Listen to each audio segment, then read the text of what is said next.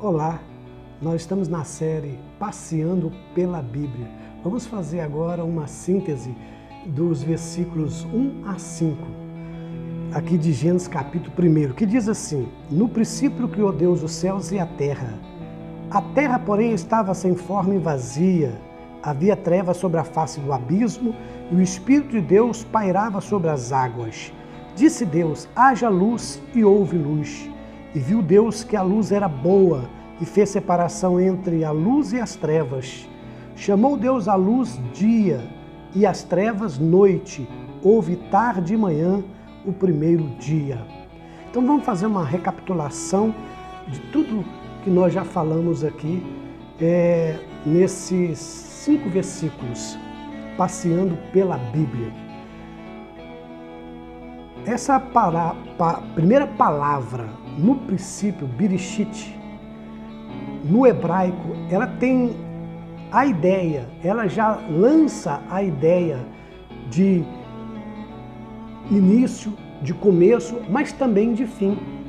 Essa palavra, mesmo ela só tendo princípio, começo e fim, para os judeus, para quem entende a língua hebraica, eles compreendem que não se faz necessário colocar fim. Quando já existe Bereshit, início, começo, também existe um fim. Então só aqui, nessa primeira palavra da Bíblia, já está dizendo que a terra, as coisas criadas, têm um começo, mas também tem um fim. Em outras palavras, aqui também a gente já pode enxergar a escatologia, o fim de todas as coisas. O início do nascimento, o fim do nascimento. O início de uma vida, o término de uma vida. O nascimento e a morte. Então é importante que nós entendamos que essa palavra no hebraico, Bereshit, para os judeus, ela também tem automaticamente já embutido nessa palavra, princípio, Bereshit, também a palavra fim. É como se estivesse também dizendo que Jesus Cristo é o alfa, é o ômega, é o primeiro, é o último, é o começo e o fim. É importante que nós tenhamos essa compreensão. Outra coisa que nós vimos aqui no primeiro versículo ainda, no princípio criou Deus os céus e a terra, Berishat bara Elohim. Essa palavra bará, criar, criou, criação. Nós cristãos, nós acreditamos que houve o criacionismo, que Deus criou todas as coisas, que houve um Criador, não que houve uma explosão, não que houve uma coisa qualquer, um acaso, e dentro desse acaso foi aparecendo as coisas como alguma teoria que existe aí, falando da evolucionismo. Nós não acreditamos, porque o evolucionismo, ele faz você não acreditar na palavra de Deus. Quando está dizendo sobre evolucionismo, está dizendo que as coisas aconteceram por acaso e que também aconteceu, além de ser por acaso, através de uma explosão, e dentro dessa explosão foi nascendo as coisas, foi aparecendo as coisas, foi surgindo as coisas, né? Foi evoluindo as coisas. Como eu disse anteriormente, no evolucionismo eles acreditam que a Terra houve uma explosão, dentro dessa explosão foi havendo milhões e milhões de anos e foi se evoluindo algumas coisas ali e foi se tornando ali um giri, um peixe, um sapo, um peixe, depois um animal da terra, depois apareceu, se transformou, se evoluiu num macaco, do macaco se tornou um homem, enfim, fala sobre o evolucionismo. Nós não cremos nisso, porque o evolucionismo praticamente destrói toda a criação, destrói completamente o conhecimento sobre Deus, a fé em Deus. Se você acreditar no evolucionismo, você está dizendo então que não faz sentido Jesus ter vindo, porque se existe evolucionismo, o homem, as coisas que foram criadas, né, as coisas que foram se evoluindo, ela se evoluiu por si próprio. Então não tem um ser superior, não existe um criador, né? Então a gente tem que tomar esse cuidado. Então nós aqui acreditamos como cristão pela fé, porque a Bíblia ela é explicada não cientificamente, não há possibilidade de explicar, porque é questão de fé, né? Essa palavra bará, ela tem aí a criação, um criador, um Deus por trás das coisas sendo criadas, que nós estamos vendo que Deus, Ele é o Senhor de todas as coisas, Ele é o dono de todas as coisas, Ele é o Pai nosso, Ele é o Senhor Criador, e nós somos, e todas as coisas são criaturas de Deus. Então, no princípio, criou Deus. Olha que interessante, Bereshit bara Elohim. A palavra Elohim, eu disse para vocês que ela é também no plural. Quando fala Elor, ela é singular, mas todo o in dos hebraico, só esse finalzinho in, ela tem a conotação do nosso S, da nossa pluralidade, do nosso plural. Né? Se eu quero, por exemplo, falar sobre o humano no plural, eu vou colocar o S, humanos. Né? Homens, mulheres, sempre colocar o S, né? Somente esse finalzinho em Elohim. Então, além de ser um Deus plural, eu já expliquei para vocês que aqui também já está dando a ideia, como diz lá em João capítulo 1, que no princípio o verbo estava com Deus, o verbo era Deus, né? O próprio Jesus, tudo que foi feito ele estava ali fazendo no início. Então, Jesus está aqui envolvido, a Trindade está aqui envolvida, Deus Pai, Deus Filho e Deus Espírito Santo. Mas muito mais do que isso, também quando se diz Elohim, os hebreus, os judeus, os cristãos judeus, eles entendem que, como está no plural deuses, aqui também está dizendo não que existe muitos deuses ou mais de um Deus, mas que esse Deus vale por todos os outros deuses. É como se tivesse assim, o meu Deus, ele vale por todos os outros deuses. Por isso que está dizendo Elohim no plural. Além de estar dizendo que existe Deus Pai, Deus Filho, Deus Espírito Santo, nós vemos aqui a Trindade, aqui Deus, Jesus estava na criação, o Espírito de Deus estava aqui na criação, né, que o Espírito de Deus pairava sobre as águas. Aqui está dizendo que Jesus é o Verbo se fez carne e habitou entre nós, né? E também está dizendo aqui que esse Deus, esse Elohim, está no plural, como se fosse deuses, ou seja, ele é mais do que todos os deuses, né? Ele é superior do que todos os deuses juntos. Então tem essa conotação também.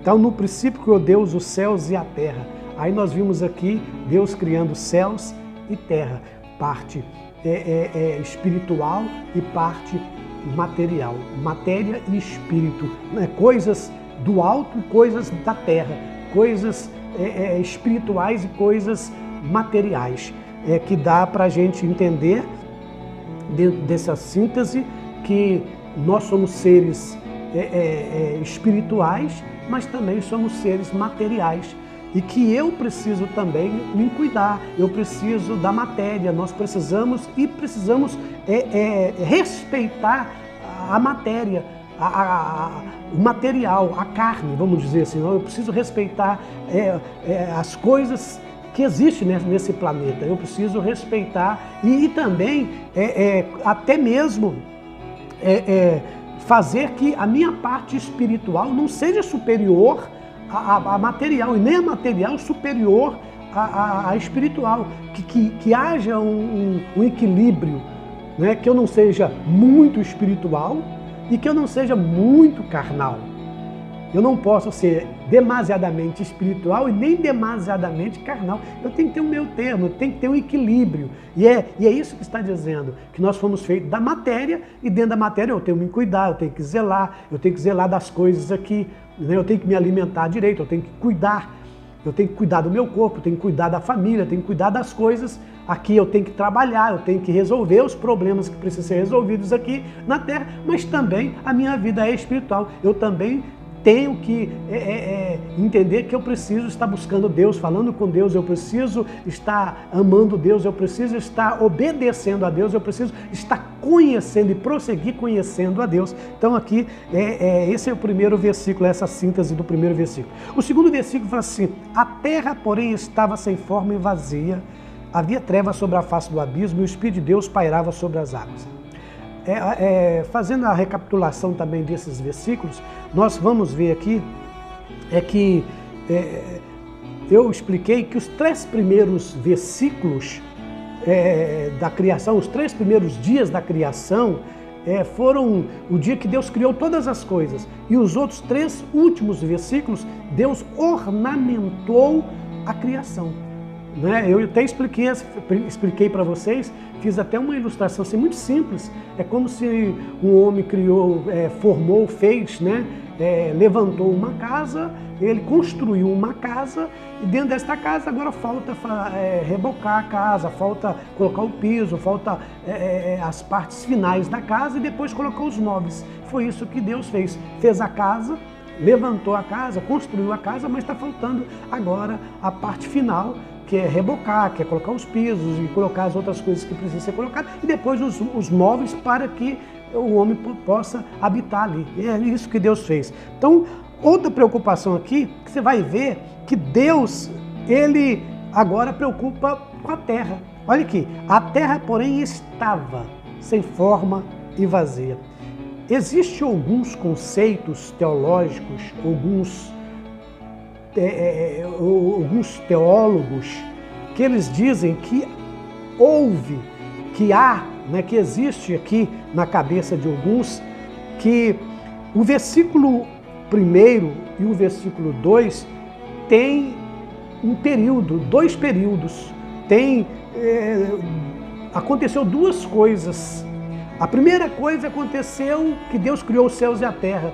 Para alguns teólogos, eles acreditam que Satanás foi lançado na terra quando houve aqui o versículo 2, que a terra, porém, estava sem forma e vazia, ela se tornou sem forma e vazia, essa palavra estava, sem forma e vazia, houve uma destruição com a queda de Satanás.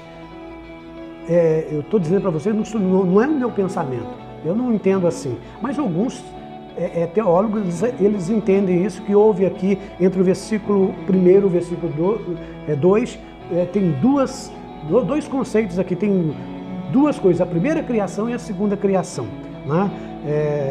A primeira criação, para alguns, acreditam que Deus criou os céus e a terra, e no versículo 2, quando Satanás foi expulso do céu, foi jogado na terra, e houve esse caos. Por isso que a palavra caos aqui, aí Deus precisou reformular a terra. Eu não acredito assim, tá? Eu quero te dizer, deixar bem claro para você, eu entendo do jeito que está aqui, a terra estava, Deus, eu acredito mais nessa forma que eu estou dizendo, olha, Deus criou uma casa, fez uma casa, construiu uma casa, depois o que ele foi fazer? Ele foi fazer o acabamento, e depois colocou os móveis ali, e depois colocou o homem para habitar, tá? Eu acredito dessa forma aí. Mas é importante que nós também tenhamos esse conhecimento. A terra, porém, estava sem forma e vazia. Quando eu falei aqui, torrum e borrum, sem forma e vazio, a terra estava sem forma e vazia, aqui já dá também, essa palavra hebraica, ela dá a entender que assim todo ser humano após o pecado, após a queda, todo ser humano, ele é vazio, ele é, no sentido, sem forma, ele só tem um preenchimento através de Deus, através do Espírito Santo de Deus. Então é importante que nós entendamos aqui, a terra, porém, estava sem forma e vazia, havia trevas e abismo na face, havia trevas sobre a face do abismo. Então aqui houve um caos. A terra era um caos, mas dentro desse caos, dentro dessa destruição, ou dentro desse torrum e borrum, dentro dessa escuridão, destas trevas, né?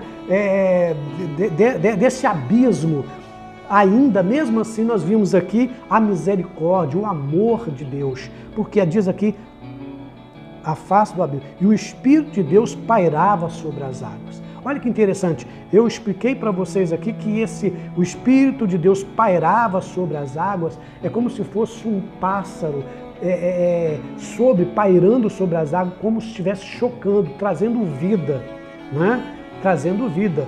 É importante que eu expliquei também que aqui nós estamos vendo aqui a terceira pessoa da Trindade, né? Diretamente, Deus e o Espírito de Deus. Então nós estamos vendo sempre o amor de Deus, mesmo ao caos, mesmo no meio de trevas, de tormenta, de escuridão, de abismo, Deus ainda, Ele com grande amor, com o seu grande amor, seu imenso amor, Ele permite que o Espírito Santo de Deus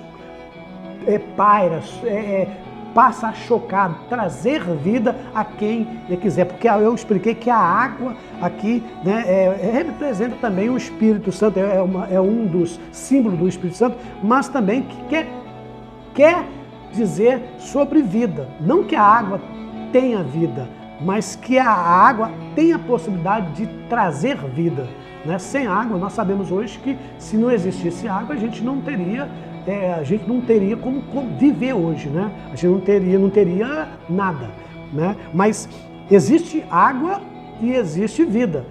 Existe água que não tem vida. Por exemplo, eu expliquei para vocês que existe o Mar Morto, e o Mar Morto lá não tem vida nenhuma. Então tem água que não tem vida, mas quando o Espírito de Deus paira sobre esta água que não tem vida, ela produz vida. Em outras palavras, quando há um caos, há trevas, há abismo em nossas vidas, quando não há saída em nossas vidas, o Espírito de Deus está pairando, querendo trazer vida a nós. O que Deus está dizendo é que Ele tem este amor. Deus tem esse amor à humanidade, que o Espírito Santo de Deus, ele veio para convencer o homem da justiça, do juízo, do pecado, para fazer que esse caos passe a ter vida, ser ornamentado, ter alegria, ter felicidade. Eu expliquei também que a terra, porém, estava sem forma e vazia, que houve um caos, e que Deus, que nessa terra aqui, ele começou, né, nos versículos próximos, os outros versículos, que Deus ornamentou essa terra. Então isso que eu disse, que a arte aqui mostra os atributos de Deus, quão grande é esse Deus. Eu expliquei que se Deus criou céus e criou terra, você já parou para pensar a dimensão dessa terra, né? A gente não conhece toda essa terra, a gente não conhece tudo que existe nos céus, né? Todas as estrelas, e expliquei para vocês também que Deus, ele conhece todas as estrelas e conhece pelo nome. Todos os cantos da terra Deus conhece. E isso quer dizer que esse Deus, ele está vendo todas as coisas, ele conhece todas as coisas, ele acompanha todas as coisas. E ele acompanhando todas as coisas, ele está cuidando de todas as coisas, mas que ele te dá essa liberdade de dizer a você que nem tudo é caos, que ele pode transformar o caos, o nada, em coisas bonitas e belas. Ele pode transformar você, que muitas pessoas dizem que não vale nada, que a sua vida não tem valor algum, que você não presta, que você é uma pessoa inútil. Mas o Espírito Santo de Deus, ele pode sim produzir muitos frutos na sua vida. Você pode produzir muitas coisas boas. Você pode ser uma pessoa, e deve ser, porque Deus tem esse projeto de vida na sua vida. A sua vida não é para viver em trevas, não é para viver em abismo, não é para viver em caos. É para viver com vida, ter alegria, ter felicidade, ser abençoado, ser bênção. E o versículo 3, nós falamos, disse Deus, haja luz e houve luz. Nós explicamos aqui que esse próprio versículo aqui, ele te conduz lá para 2 Coríntios, segunda carta aos Coríntios, capítulo 4, versículo 12, versículo 6, né? Dentro desse 2 Coríntios, deixa eu ver se eu acho aqui, só para melhorar segundo aos Coríntios, capítulo 4, versículo 6. Vamos ver o que diz aqui.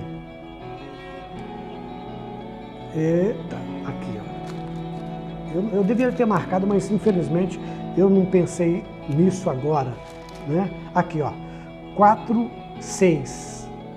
É isso? Capítulo 4, versículo 6. Porque Deus disse, das trevas resplandece a luz, Ele mesmo resplandeceu em nosso coração para a iluminação do conhecimento da glória de Deus na face de Cristo. Então Deus, ele é a própria luz. Nós até falamos já isso, né? Na Epístola de João vai falar isso, que Deus é luz. E aqui está dizendo que Deus, ele resplandece a sua luz. Qual o objetivo de resplandecer a luz em nossos corações? Para fazer que nós tenhamos a iluminação do conhecimento da glória de Deus através da pessoa de Jesus Cristo. Então nós falamos aqui que esta luz, né, existia trevas, mas a luz, ela surgiu para dissipar as trevas, e esta luz, ela também representa, é uma representação de Jesus, mesmo sendo uma luz, não sendo aqui luz no sentido de sol, de lua, né, porque não havia isso ainda. No quarto dia que nós vamos encontrar aqui, as coisas foram criadas do céu, ainda não é essa parte aqui. E aqui disse Deus, haja luz e houve luz. Eu disse também que Deus disse. Deus, somente Deus que pode falar as coisas e acontecer. Eu pude aqui falar para você que tem gente dizendo, olha, eu determino, eu mando, é aquilo que você fala, nada disso. Você fala e fala, né? Eu até expliquei você que quem tem a palavra final sempre é Deus, e o homem não tem poder nas suas palavras. Imagine você, se o homem tivesse poder na sua palavra, você vai morrer, quantas pessoas já teriam morrido? Talvez não teria ninguém, né? O próprio Satanás aqui mataria todo mundo, né?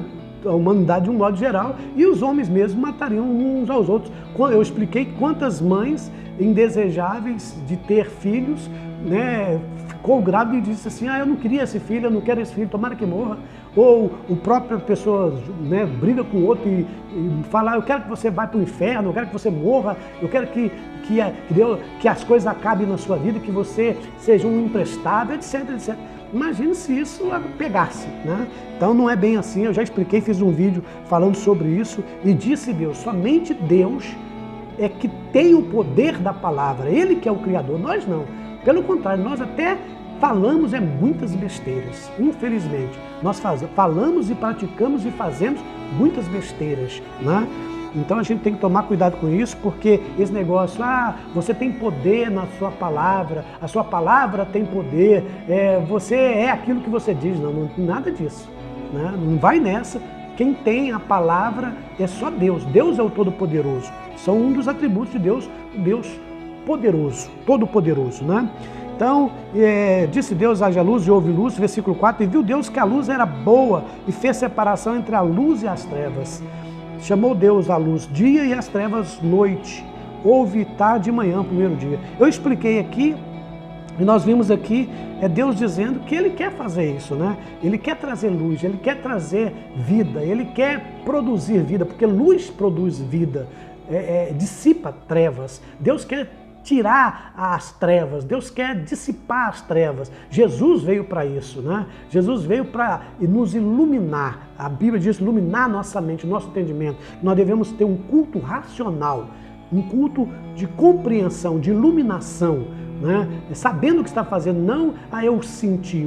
O sentido é enganoso, o coração do homem é enganoso, o sentimento é enganoso, né? Então, mas a consciência, a inteligência, o raciocínio, Deus quer que você seja inteligente, quer que preste um culto racional. É isso que Deus está dizendo. E para ter um culto racional precisa de luz, precisa de iluminação. Por isso que você foi criado com inteligência, né? Nós somos seres criados em mais semelhança de Deus, e um dos motivos é porque nós temos a consciência, nós temos condições de raciocinar, de pensar. Nós somos diferentes, desculpa, nós somos diferentes dos animais porque nós temos condições de pensar e raciocinar, de fazer ou não fazer, né? Nós não somos animais que, igual os animais têm um instinto, não. Nós podemos evitar muitas coisas. Nós temos a condição, o livre-arbítrio, nós temos a consciência, nós temos a razão, nós temos o poder da justiça, de saber o que é certo e o que é errado. E é isso que nós estamos querendo dizer para vocês, que quando Deus fez aqui a luz, Ele colocou isso em nós, Ele colocou essa iluminação em nós, para que nós saibamos o que é certo, o que é errado, o que é bom, o que é ruim. É por isso que Ele faz a separação de luz e de trevas. É que Deus quer que nós separamos as coisas, o que é bom, o que é ruim. O que é bom, nós continuamos fazendo, o que é ruim a gente evita de fazer, né? Chamou Deus luz dia e as trevas noite. Houve tarde e manhã o primeiro dia. Eu falei aqui essa palavra primeiro dia, para dizer para você, é claro que esse dia aqui, alguns teólogos eles vão falar que era, né? Que o primeiro dia, segundo dia, terceiro dia são eras. Isso equivale a milhares de anos. Primeiro dia, milhares de anos. Segundo dia, houve milhares de anos. E assim, e etc. Agora, eu acredito, e muitos outros teólogos que eu conheço,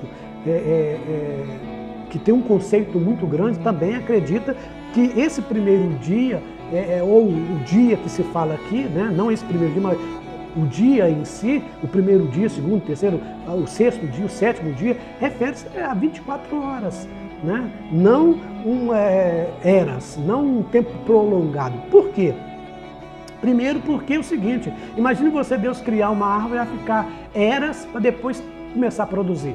Porque depois que houve a fertilização, depois que houve a semente, você vai perceber que houve isso, depois houve sementes. E as sementes, nós vamos ver que houve em outra época. Então, ficou milhares e milhares de anos. Né? E outra coisa, e você vai perceber aqui também, muitas outras coisas que não vai funcionar. Por exemplo, a luz, o sol no caso, as estrelas, a lua, essas coisas que traz a estação, as estações, né? Primavera, verão, outono, que traz esse conceito de tempo, né? Que traz esse conceito de época, foi feito no quarto dia, a partir do quarto dia. Então, quando fala o primeiro dia aqui, está dizendo no sentido também de que há uma ordem, que existe, que Deus colocou uma ordem, que não que Deus precisa de primeiro dia, não que Deus precisa de um tempo. Deus está anti-tempo, Deus é anti-tempo, Deus não tem necessidade de luz, porque Deus é a própria luz, Deus não tem necessidade de terra, Deus não tem necessidade de sol, Deus não tem necessidade de céu, de terra, Deus não tem necessidade de treva, nada disso. Tudo foi criado aqui para o homem, com o objetivo de colocar o homem, a ornamentação para o homem, a coroa da criação. Então é importante que nós entendamos aqui que dia e trevas para Deus é a mesma coisa. Diz a palavra de Deus que Deus não precisa nem de dia e nem de trevas. Deus, ele enxerga em todo, né? O Deus é a própria luz, o nosso Deus é a própria luz. Então ele não precisa de tempo, ele não precisa de primeiro, segundo, terceiro, quarto, porque ele é eterno, né? Ele é eterno, Deus não precisa de tempo. Então é importante que nós entendamos aqui essa parte também, fazendo essa síntese desses versículos para que a nossa mente possa melhorar um pouco e nós ter essa compreensão geral. Chamou Deus luz dia e as trevas noite, houve tarde e manhã o primeiro dia. Entende que aqui houve tarde e manhã, né? O primeiro dia. Então esse primeiro dia para nós equivale a 24 horas, né? O mais correto, que a maioria dos teólogos de boa reputação, não que os outros não sejam, mas de nome acreditam, e também eu acredito nisso, e que esse primeiro dia é para colocar uma ordem, é para dizer que há um começo, há um início, né? E que existe uma ordem, que existem tantos dias que servem para trabalhar, outro dia para descansar. E Deus está dizendo que eu não posso viver só trabalhando, eu tenho que dar um descanso para o meu corpo, eu tenho que dar um descanso para a minha mente, eu tenho que dar descanso para o meu organismo. É isso que Deus está dizendo. Quando Ele fala primeiro dia, segundo dia, terceiro dia, quarto dia, quinto, sexto, sétimo dia descansar, é Deus dizendo, existe uma ordem que tem que ser respeitada. Em todas as coisas criadas, precisa ter um tempo, parar um pouco, né? Em outras palavras, não vive uma vida agitada. Aquietai-vos e saber que eu sou Deus. É como se fosse assim, descanse, tira um tempo para você, tira um tempo para sua família, tira um tempo para descansar, tira um tempo, né? Não vive só no trabalho, não vive só desgastando, né? Não desgaste as coisas, dá um tempo, para um pouco, tem um descanso. Essa é a finalidade de ter esse aqui, primeiro dia, segundo dia, terceiro dia, quarto dia, quinto dia, enfim, né? Teve aqui 7 dias.